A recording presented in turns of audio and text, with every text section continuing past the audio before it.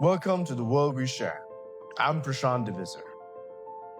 Today, we're exploring one of the most debated institutions in international development, USAID. Depending on who you ask, USAID is either one of the greatest humanitarian organizations ever created or an institution that has drifted away from its original mission. The truth, as is often the case, is probably more complicated. For nearly 2 decades, I've had the privilege of working alongside grassroots organizations, international donors, businesses, universities, and organizations across Africa, Asia, Europe, North America. I've seen foreign aid save lives. I've also seen foreign aid fail. I've met people whose lives were transformed because of someone thousands of miles away believed their lives mattered. But I've also witnessed communities that wondered why millions of dollars were spent on projects that didn't seem to address their most pressing needs. So today, rather than shouting from one opposite political concern, I'd like us to ask a better question. What should good foreign aid actually look like? This isn't an episode about defending or attacking USAID. It's about understanding its remarkable contribution, acknowledging its shortcomings, and asking how foreign assistance can better serve humanity in the years ahead. Why USAID exists? We first need to understand why USAID exists at all. The United States Agency for International Development, better known as USAID, was established in 1961 by President John F. Kennedy. We all breathe the same air. We all cherish our children's futures, and we are all mortal. The world looked very different then than it does today. New nations were emerging from colonialism, extreme poverty, disease, and political instability threatened millions of lives. America believed that promoting development wasn't simply an act of generosity, it was also an investment in a more stable and peaceful world. Its mission was ambitious: reduce poverty, improve global health, respond to humanitarian disasters, strengthen food security, encourage economic opportunity, support democratic institutions. Over more than 6 decades, USAID became one of the world's largest development agencies, operating in well over 100 countries. Regardless of where one stands politically, one fact deserves recognition. Millions of people alive today are alive, at least in part, because of the program supported through USAID and broader American foreign assistance. That statement isn't political, it's historical. Before discussing criticism, we should honestly acknowledge what has gone right. Health. USAID has helped combat some of humanity's greatest health challenges: HIV/AIDS, tuberculosis, malaria, polio, Ebola, COVID-19, together with initiatives such as partnerships with governments and multinational organizations. These investments have contributed to saving millions of lives. Vaccination campaigns have protected children. Mental health programs have reduced preventable deaths. Clean water sanitation projects have prevented countless diseases. Behind every statistic is a family that stayed together because help arrived. Food security. When famine strikes, when drought devastates crops, when wars force families to flee, food assistance becomes the difference between life and death. USAID has responded across countries including Ethiopia, Sudan, South Sudan, Afghanistan, and Ukraine, providing emergency relief while also investing in long-term agricultural resilience. It remains one of the greatest investments in human dignity. USAID has supported teacher training, literacy initiatives, scholarships, school constructions, and expanded educational opportunities, particularly for girls in regions where education was historically limited. Whether it's earthquakes, cyclones, floods, or tsunamis, USAID disaster response teams have frequently been among the first international responders. When communities have lost everything, speed matters, preparedness matters, compassion matters. USAID has invested in helping communities build their own futures: agriculture, small businesses, entrepreneurship, financial inclusion, technology. The goal has often not been to merely help people survive, but to help them thrive. So let me just reflect personally here for a minute. Over the years, I've worked alongside many organizations and civil society initiatives that have received funding from USAID. I've watched young people discover opportunities they never even imagined possible. I've seen health services reach remote villages that governments simply could not reach.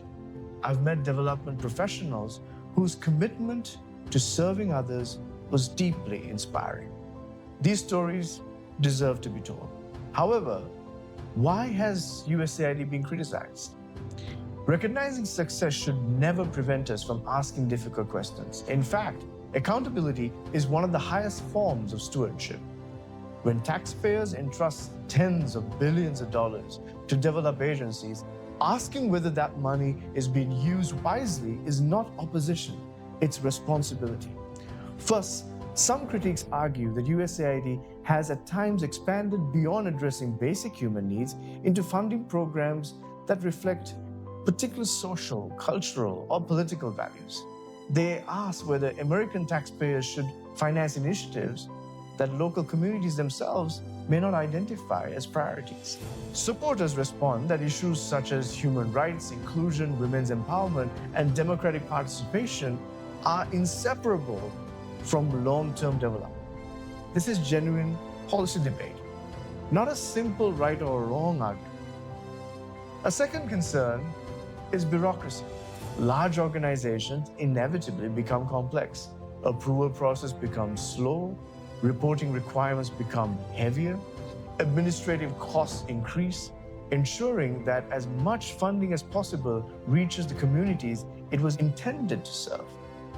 Third, aid dependency. And this is my biggest criticism. Perhaps one of development's oldest questions. Are we solving problems or unintentionally creating dependence? Sometimes well-intentioned assistance can weaken local ownership, discourage entrepreneurship, or reduce initiatives for governments to strengthen their own systems. The ultimate goal of development should always be communities that no longer require external assistance.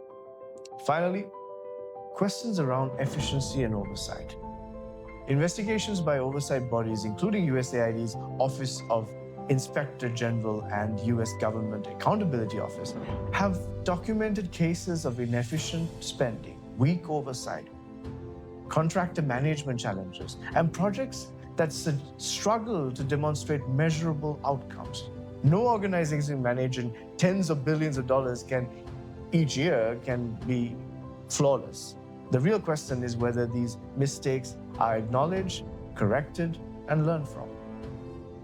I can contribute to this conversation being from the Global South. Having spent most of my life working in countries receiving international assistance, I believe one lesson stands out above all others. Communities usually know what they need. They know whether they need clean water or another conference, a functioning bridge or another consultant. The best development doesn't begin with answers, it begins with listening. Too often success is measured by beautifully written reports instead of transformed communities. Too often funding cycles are too short to create lasting change. Too often local organizations carry enormous reporting burdens while receiving too little trust. And yet, I also want to acknowledge that sometimes reporting is important. Many work tirelessly, many listen well, many have become trusted friends and partners. This isn't the question. It's about improving systems. Why should good foreign aid continue and what would it look like? I'd suggest 5 guiding principles. First, human dignity before institutional success. Every decision should begin with the question, how does this improve people's lives? Second, local leadership over foreign control. Communities should shape their own futures. International partners should strengthen local leadership, not replace it. Third, measure transformation, not activity. Success isn't numbers of workshops held. It's in whether lives are genuinely better for themselves as a result of it. Our lives better. Fourth, transparency and accountability. Every taxpayer deserves confidence that resources are used wisely. Every recipient deserves confidence that promises will be fulfilled. Finally, build independence rather than dependence. The greatest success of foreign aid is not creating permanent recipients. It's helping communities become resilient enough to stand on their own. I don't believe the question is whether foreign aid should exist. It absolutely should. The world is too interconnected to ignore suffering beyond our own borders. But generosity and accountability must always walk together. Compassion without wisdom can waste precious resources. Accountability without compassion can become indifference. Our challenge is not choosing one over the other. It's holding both together. We should celebrate what has worked. We should learn honestly from what hasn't. And we should continue asking whether every dollar entrusted for human flourishing is actually helping people flourish. Because ultimately, aid should never be about advancing institutions. It should be about serving people. Thank you for joining me on The World We Share. If today's conversation challenged your thinking, I'd love for you to share this episode with someone who values thoughtful dialogue. And wherever you're listening from, let's continue building a world where truth, compassion, humility, and wisdom shape the conversations that matter most. Until next time, take care.